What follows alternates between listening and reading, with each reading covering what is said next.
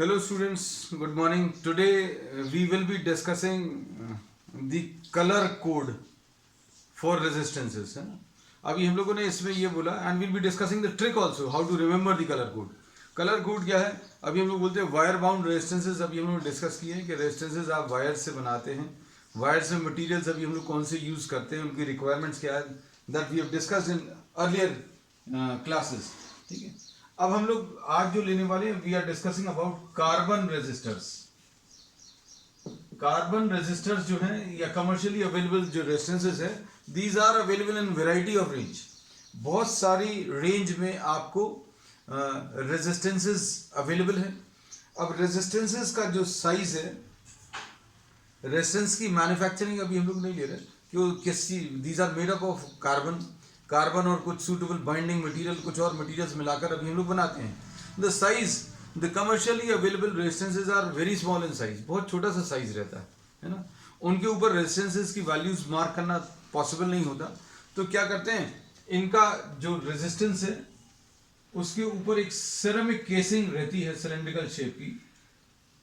अब हम लोगों ने बोला ये साइज बहुत छोटा है, बहुत छोटा साइज है रेजिस्टेंस का. अब इसके ऊपर वैल्यूज को मार्क करना पॉसिबल नहीं होता. So some codes, coloured rings are marked और colour codes are given on the insulating body of the resistance. और उसके ऊपर जो कलर्स हैं, उन कलर्स को देखकर रेजिस्टेंस कितना है वो अभी हम लोग बना सकते हैं, है ना. तो आपने कोई रेजिस्टेंस बनाया, उसकी वैल्यू नोट डाउन करी और उसकी जो इंसुलेटिंग बॉडी है उसके ऊपर कुछ कलर्ड रिंग्स बना दिए. And these coloured rings gives us an idea about what the value of the resistances है. अब वैल्यू ऑफ द रेजिस्टेंसेस अगर अभी हम लोग निकालना है तो उसका जो कोड है वो अभी हम लोग इसमें डिस्कस करेंगे आज.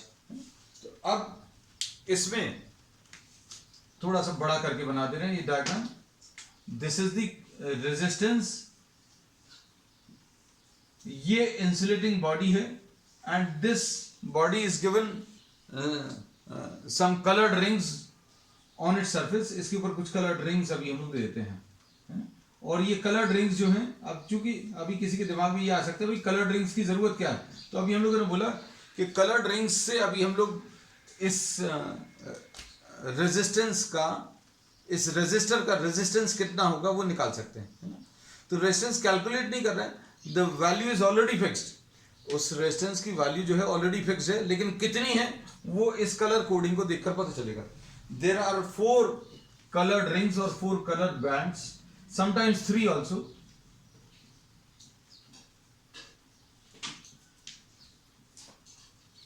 Suppose this is R1, ये second colored ring है R2, और ये third colored ring ये R3, और at a slightly greater distance, थोड़ा सा ज्यादा डिस्टेंस पर यहां पर fourth ring है. So these are the 4 colored rings and these are given different colors and based on the color code you can find out the value of resistance. मतलब ये resistance कितना, इसका एक्चुअल रेजिस्टेंस कितना है, ये इन colours के sequence से अभी हम लोगों को पता चल जाएगा. ठीक है. तो अभी हम लोगों ने बोला कमर्शियली अवेलेबल रेजिस्टेंसेस जो भी रहेंगे उनका रेजिस्टेंस कितना है वो अभी हम लोग लिखते नहीं हैं. उसके ऊपर लिखते क्यों नहीं है, क्योंकि size of the resistances are very small.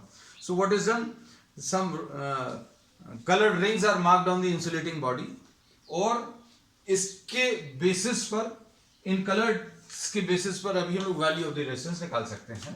तो अब ये टेबल ड्रॉ कर लीजिएगा.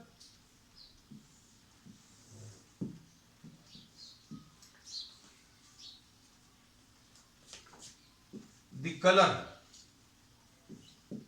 every color will be signifying some sort of number, कुछ ना कुछ नंबर बताएगा, है ना. the first digit given by what, R1, the second digit of the resistance given by what, R2, and the multiplier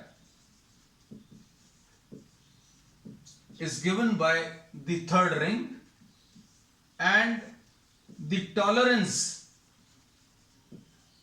is given by what? R4. इसका मतलब क्या है? जैसे सपोज फॉर एग्जाम्पल इस रेजिस्टेंस की वैल्यू 47 इंटू 10⁻³ ओम्स है, plus minus 10%। तो इसमें अभी हम लोग ये बोलेंगे रेजिस्टेंसेस आपको ऐसे कमर्शियली अवेलेबल रेजिस्टेंसेस में रेजिस्टेंसेस की वैल्यूज ऐसी कुछ रहती है, मतलब 47 इंटू 10⁻³ तो ये पहली डिजिट है, this will be the first digit of the value, this will be the second digit of the value, this will be what? The multiplier, and this will be what? The tolerance. मतलब इन्होंने बोला कि ये वाला जो resistance है वो 47,000 ohms का है, लेकिन प्लस माइनस 10% का टॉलरेंस, मतलब प्लस 10% हो सकता है, माइनस 10% हो सकता है। So this is the allowable tolerance which is given, है ना, कि मतलब प्लस 10% मतलब 470 हो सकता है प्लस, या फिर 470 माइनस, है ना। और ये टॉलरेंस कई बार 5% रहता है, कई बार ये 100% 20% रहता है। 5%, 10% and 20%, these are the 3 tolerance limits in which the resistances are available, है ना। अब टॉलरेंस अगर किसी का 5% है और 10% है, 20% है, तो अभी हम लोग ये बोलेंगे कि ये वाला जो रेजिस्टेंस है ये ज्यादा अच्छे से कैलिब्रेटेड है, ज्यादा अच्छे से कैलिब्रेटेड है, मतलब हम लोग बोलेंगे जो वैल्यू दी है उसमें प्लस माइनस 5% ही होगा, और अगर आपको प्लस माइनस 20% है तो प्लस माइनस 20% मतलब ज्यादा वैल्यूज, मतलब उसमें वेरिएशन ज्यादा होंगे। So well calibrated resistances will be of this type which will be having the lower values of tolerance limits, है ना। तो अब हम लोगों ने इसमें ये बता दिया कि ये टेबल क्या बताने वाली है। ये टेबल जो अभी हम लोगों को बताएगी वो अभी हम लोगों ने इस शेप में दे दिया। इसमें क्या क्या चीज बताई है? The first, the different colours will be giving the different digits. ये पहली डिजिट R1 से, दूसरी डिजिट R2 से, ये R1 से मिलेगा, ये R2 से मिलेगा, और ये R3 से मिलेगा, और ये वाला R4 से मिलेगा, है ना। तो अभी हमने पहले से ये इसलिए लिख दिया so that you are able to understand what we are trying to write down, है ना। अब इसमें देखो कलर्स जो हैं स्लाइटली डिक्रीजिंग इंटेंसिटी के हैं। डिक्रीजिंग इंटेंसिटी के मतलब सबसे ज्यादा डार्क कलर जो है, हम सिर्फ याद रखने का तरीका भर बता रहे हैं, लास्ट में एक ट्रिक भी डिस्कस करेंगे, है ना। अभी हमने ये बोला कि स्लाइटली डिक्रीजिंग इंटेंसिटी के, स्लाइटली डिक्रीजिंग इंटेंसिटी का मतलब क्या है?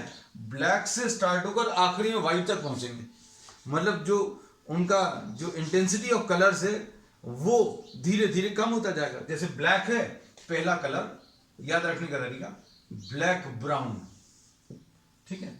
So will be writing down all the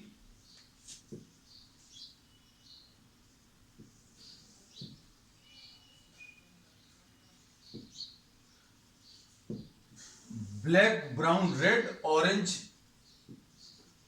and yellow. ये शुरू के कुछ कलर्स अभी हम लोगों ने मार्क कर दिए। फिर उसके बाद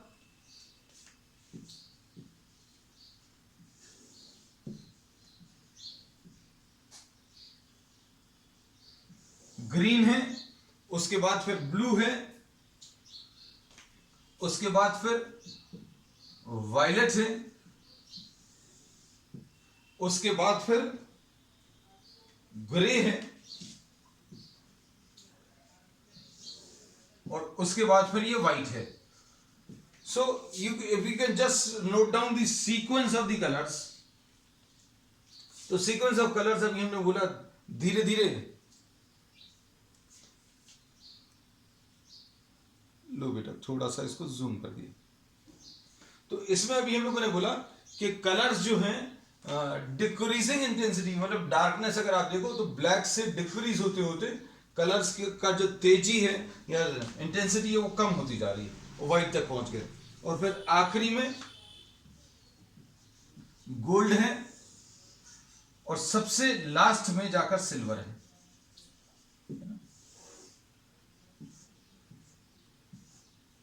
ठीक, अब इसमें देखो कलर्स का जो सीक्वेंस है, ये सीक्वेंस याद रखना बहुत जरूरी है ना। तो अभी हम लोग इसमें बोलेंगे ब्लैक अगर है तो वो 0 बताता है, 1 2 3 4 5 6 7, 8 और 9। इधर कुछ नहीं, ये खाली है। तो पहली डिजिट पता चल गई। फिर उसके बाद 0, 1, 2, 3, 4, 5, 6, 7, 8 और 9। ये सब कुछ अभी हम इसका मतलब भी बताएंगे, कैसे अप्लाई करते हैं ये भी बताएंगे। और इसके बाद ये मल्टीप्लायर जो है, ये 10 to the power of 0, 10 to the power of 1, 10 to the power of 2, 10 to the power of 3, 10 to the power of 4, 10 to the power of 5। बहुत सिंपल है बेटा, बहुत ज्यादा मुश्किल नहीं है। बस ये है सीक्वेंस ऑफ कलर्स जो है वो आपको याद रहना चाहिए, है ना। और मल्टीप्लायर में अगर तीसरे मतलब पहले और दूसरे में, पहली रिंग और दूसरी रिंग जो है कभी गोल्ड और सिल्वर कलर की नहीं होगी, क्योंकि पहले वाली रिंग में देखो गोल्ड वाला जो कॉलम है वो खाली है, सिल्वर वाला कॉलम भी खाली है। सेकंड वाली रिंग में भी गोल्ड और सिल्वर वाला जो कॉलम है वो खाली है। मतलब पहला और दूसरी वाली रिंग में कभी गोल्डन और सिल्वर कभी नहीं आएगा, है ना। अब इसमें अभी हम लोग ये कहते हैं थर्ड वाले में आ सकता है। थर्ड वाले में ये 10 to the power of -1 और ये 10 to the power of -2 बताता है। 10 to the power of -1 और 10 to the power of -2। मतलब थर्ड वाला जो कलर है, जो थर्ड वाली रिंग है, वो गोल्डन कलर की हो सकती है या सिल्वर कलर की हो सकती है ना। अब इसमें देखो टॉलरेंस में ये सारे खाली हैं। मतलब चौथी वाली जो रिंग है, वो चौथी वाली रिंग में इनमें से कोई भी कलर नहीं होगा। मतलब थर्ड रिंग और फोर्थ वाली रिंग में सिर्फ दो ही टाइप के कलर्स आएंगे। कौन से? Golden and silver. तो ±5% बताता है, ये ±10% बताता है। And no colour for the fourth. चौथे में अगर कोई कलर नहीं दिया, ये चौथी वाली रिंग, ये अभी आप अपने तरीके से लिख लेना। चौथी वाली रिंग अगर एब्सेंट है, if the fourth ring is absent, then we say that the tolerance is ±20%। ठीक है। अब इसको हम लोग ऐसा बोलते हैं कि इसको ऐसा याद रखना है, ये कलर कोड कैसे याद रखना है उसकी भी अभी हम आपको ट्रिक बता दे रहे हैं। अब इसमें ट्रिक ये है कि आप एक सिंपल सी लाइन याद रख लेना। क्या? Black brown rods of your gate,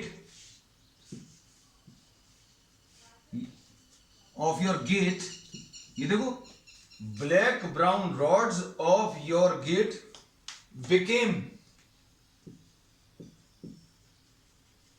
became very good when given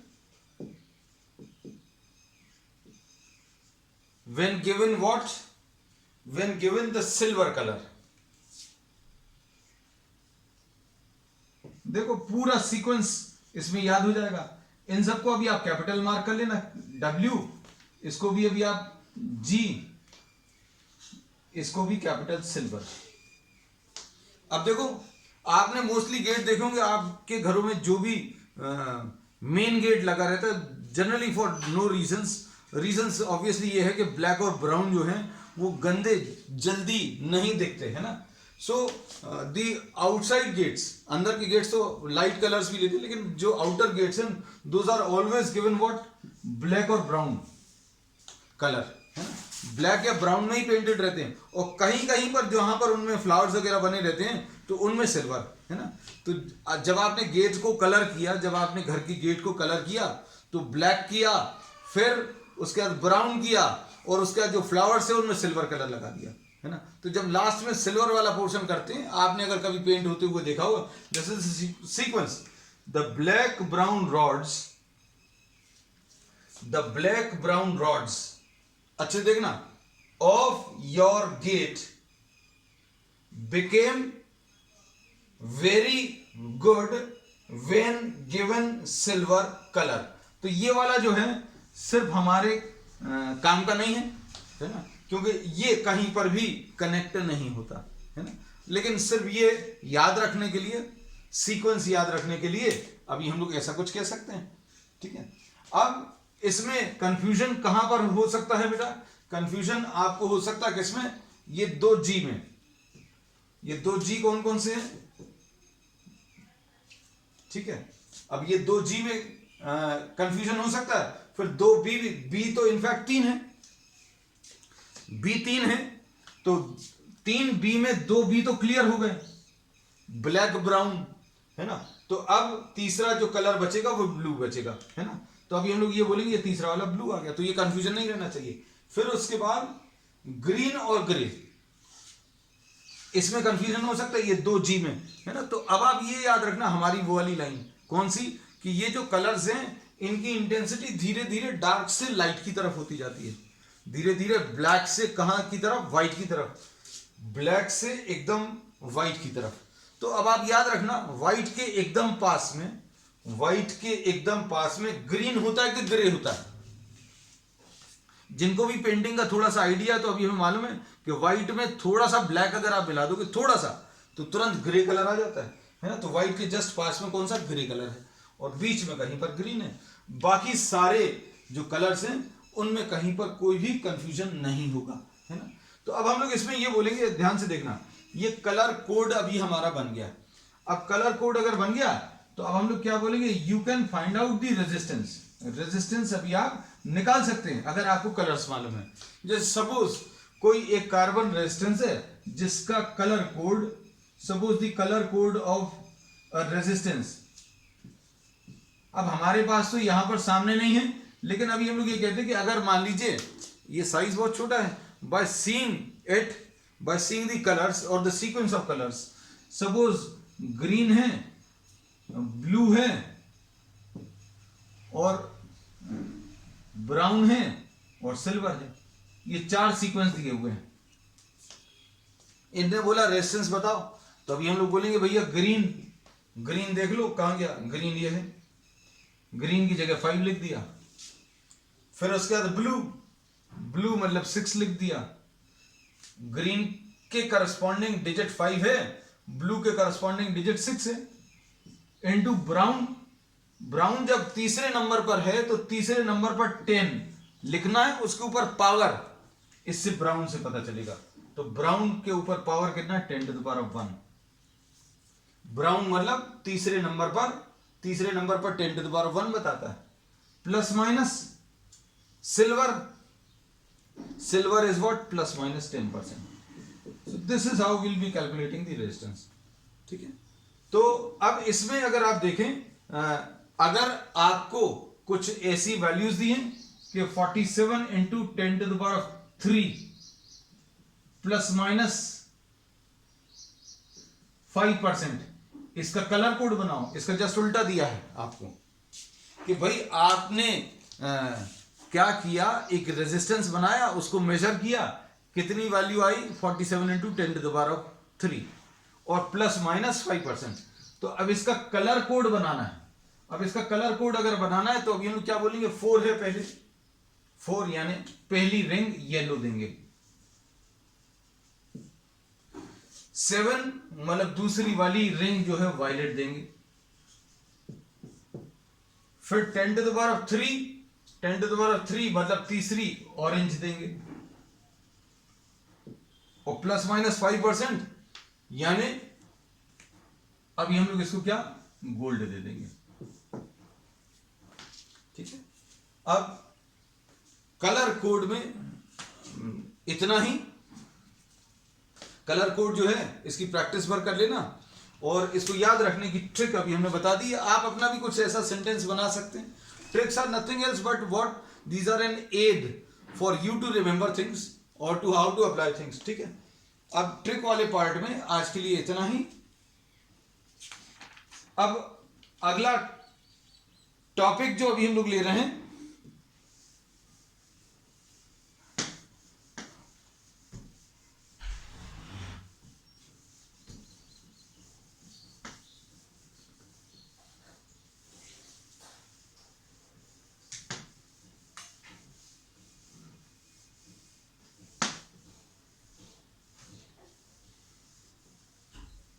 अगले पार्ट में अभी हम लोग इसमें कुछ प्रॉब्लम्स डिस्कस कर ले रहे हैं related to what the combination of resistances.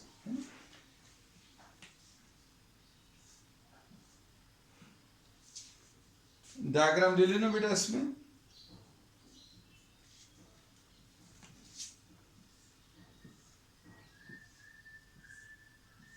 Suppose these are the resistances, ये कुछ रेजिस्टेंसेस मार्क्ड हैं।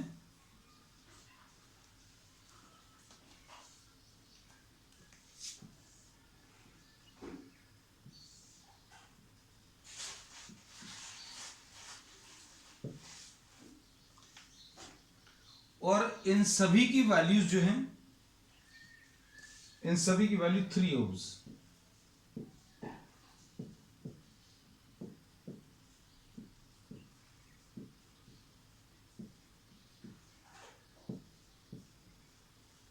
And you have to find out what? You have to find out the resistance between the points A and B. A और B point के बीच में resistance बताना है। अब A और B पॉइंट्स के बीच में रेजिस्टेंस अगर आपको बताना है तो ये this problem is similar to a problem which you have already done in what capacitance. सबसे पहले अभी आप देखो A और B पॉइंट्स के बीच में जिनके बारे में आप क्लियरली बता सकते हैं, जहां पर भी ब्रांचिंग नहीं हो। जैसे अभी हम लोग इनके बारे में तो कुछ नहीं कह सकते यहां पर, जैसे इधर भी अभी हम लोग इसमें नहीं जा सकते क्योंकि A और B के बीच में तो रेजिस्टेंस बताना है ना। तो बाकी पूरे सर्किट से शुरू करेंगे। तो अब हम लोग इसको इसमें ऐसा बोलते हैं कि ये वाला पार्ट देखो आप, ये वाला पार्ट, इस वाले पार्ट को अगर आप ध्यान से देखें तो ये दोनों सीरीज में हैं। ये वाला जो हिस्सा है बाहर वाला, ये दोनों कैसे हैं? सीरीज में। सीरीज में कैसे पता चल रहा है? क्योंकि यहां से जो भी करंट जा रहा है, यहां से जो भी करंट जा रहा है वही करंट यहां पर भी जाएगा, है ना। तो अब हम लोग इसमें ये बोलते हैं कि this 3 ohms resistances can be combined to form what? R will be equal to what? R1 plus R2, है ना। तो ये कितना आ जाएगा? 3 plus 3 यानी 6 आ जाएगा, है ना। तो अब हम लोग क्या करेंगे, हम इसी में चेंज करते जा रहे हैं।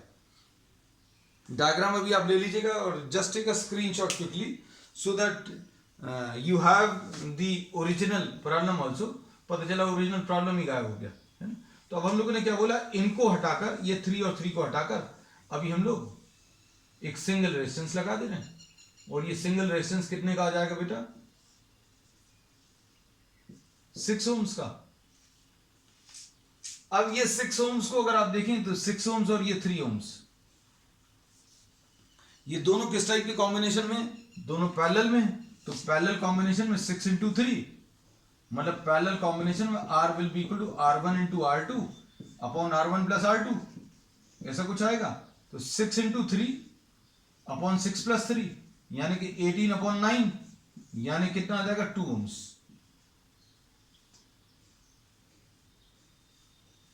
ठीक है।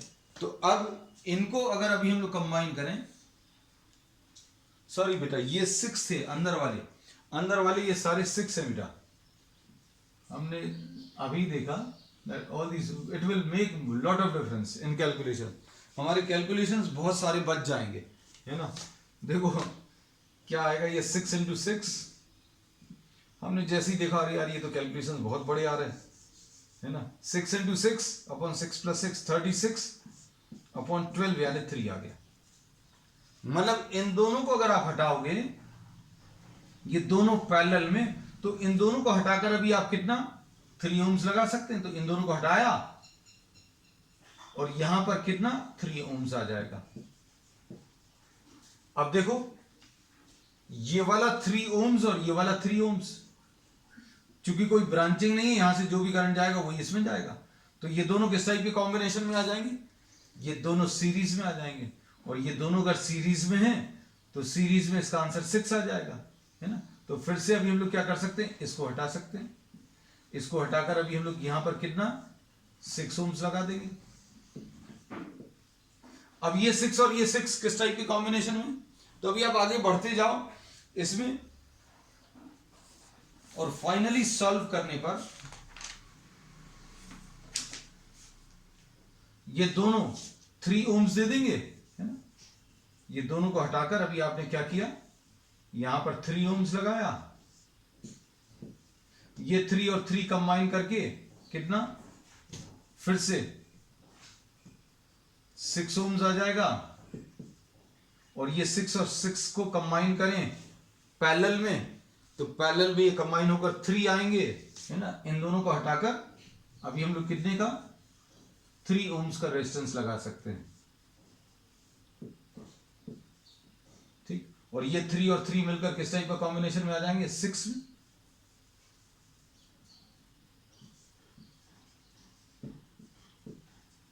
ठीक। अब इसके बाद फाइनली सिंप्लीफाई करने पर क्या मिल जाएगा, ये दोनों पैरेलल कॉम्बिनेशन में 6 into 3 upon 6 plus 3 यानी 18 upon 9 यानी कि 2 ohms. This will be the answer. तो these type of questions we have already done, है ना। अभी हम लोगों को आगे के टॉपिक्स में भी यूज होंगे. We'll be having the cube problems also.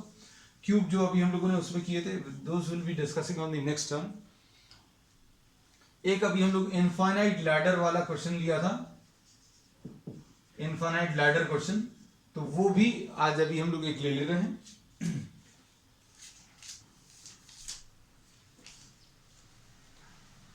Find R A B. R A B आपको बताना है. इसमें ये एच.सी. वर्मा का क्वेश्चन है, concept in physics by H C. Verma. ये आर है, ये आर है.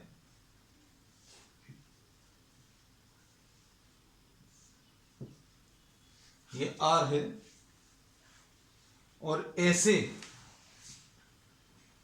इनफाइनाइट रेजिस्टेंसेस लगे हुए हैं.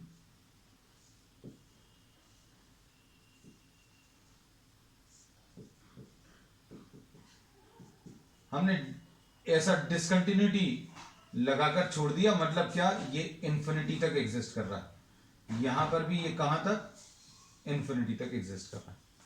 हम लोगों ने इसमें ये बोला था, इसको करने का तरीका ये है कि आप इसको सपोज आर ए बी की वैल्यू आप x मान लीजिए. आर ए बी की वैल्यू अभी हम लोगों ने कितनी, x मान ली. और ये x क्या है, इनफाइनाइट रेजिस्टेंसेस. कैसे, ऐसा और ऐसा, ऐसे बहुत सारे कितने लगे हुए हैं, इनफाइनाइट लगे हुए हैं.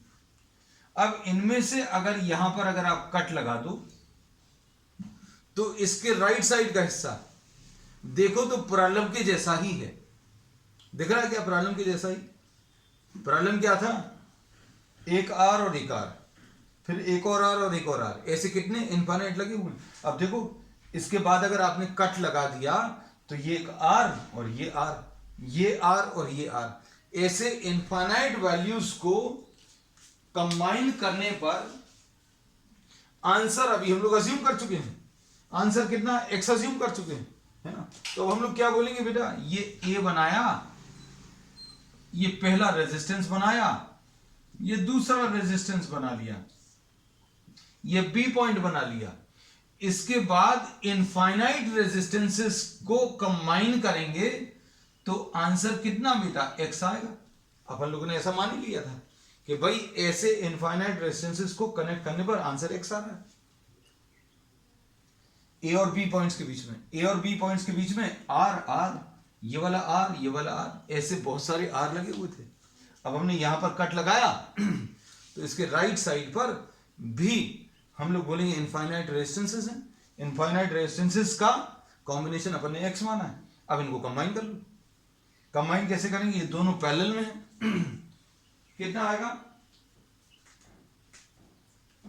इनका जो आंसर है, इनका आंसर कितना आ जाएगा बेटा, R into X upon R plus X. क्या बन जाएगा अब, ये आर आ गया, इन दोनों को कंबाइन कर लिया, R into X upon R plus X. ये ए है, ये बी है. अब ए और बी पॉइंट्स के बीच में क्या बचा, ए और बी पॉइंट्स के बीच में अब केवल दो रेजिस्टेंसेस बचे सीरीज में, है ना. तो सीरीज में अभी आप इनको कंबाइन कर लो तो आर ए बी की वैल्यू कैसे मिलेगी बेटा, इन दोनों को सीरीज में कंबाइन करेंगे तो R plus are x upon R plus X, ऐसा कुछ आ जाएगा. और ये आर ए बी की वैल्यू अपन लोगों को मालूम है, आर ए बी की वैल्यू तो अपन ने कितनी एक्स अज्यूम करी है। अब इस इक्वेशन को आप सिंप्लीफाई कर लो, है ना? इस इक्वेशन को सिंप्लीफाई करने के लिए ये अभी हम रब कर दे रहे बेटा, हैं रब कर दें, स्क्रीनशॉट ले लो बेटा अगर किसी ने नहीं कॉपी कर पाए हैं जल्दी से।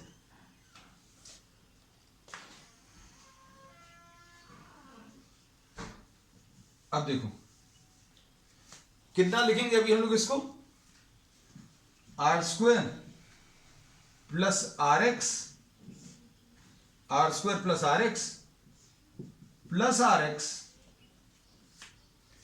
अपॉन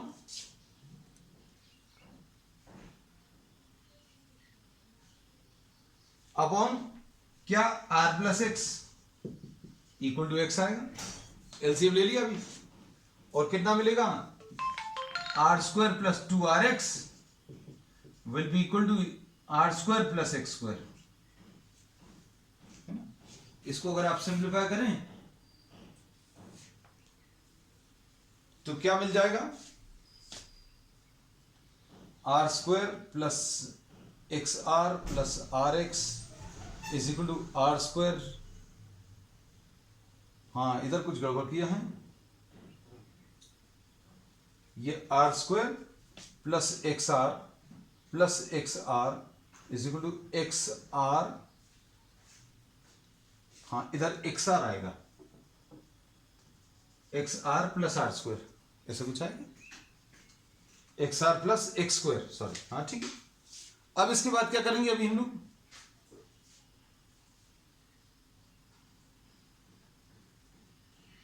अब इसके बाद ये क्वाड्रेटिक इक्वेशन बन गई। क्वाड्रेटिक इक्वेशन कैसी आ गई बेटा, एक्स स्क्वायर माइनस उधर जाकर ये एक्स आर आ जाएगा और दूसरी तरफ ट्रांसफर होकर ये माइनस आर स्क्वायर आ जाएगा इज इक्वल टू 0। अब क्या करोगे, अब इसमें क्वाड्रेटिक फॉर्मूला लगा दो, माइनस बी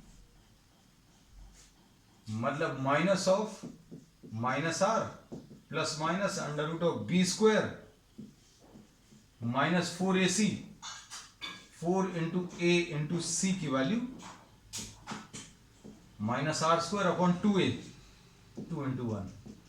तो ये सॉल्व करने पर कितना आएगा बेटा, r plus minus under root of 5r square upon 2, यानी r plus minus r root 5 upon 2, ये x की वैल्यू। अब इसमें नेगेटिव वाली वैल्यू तो नेगेटिव रेजिस्टेंस देगा तो उसको ओमिट कर देंगे, तो x की वैल्यू कितनी आ जाएगी बेटा, x की value will be r into 1 plus root 5 divided by 2। Minus वाली वैल्यू से नेगेटिव रेजिस्टेंस मिलेगा जो कि पॉसिबल नहीं है, ठीक है। चलिए दैट्स ऑल फॉर टुडे।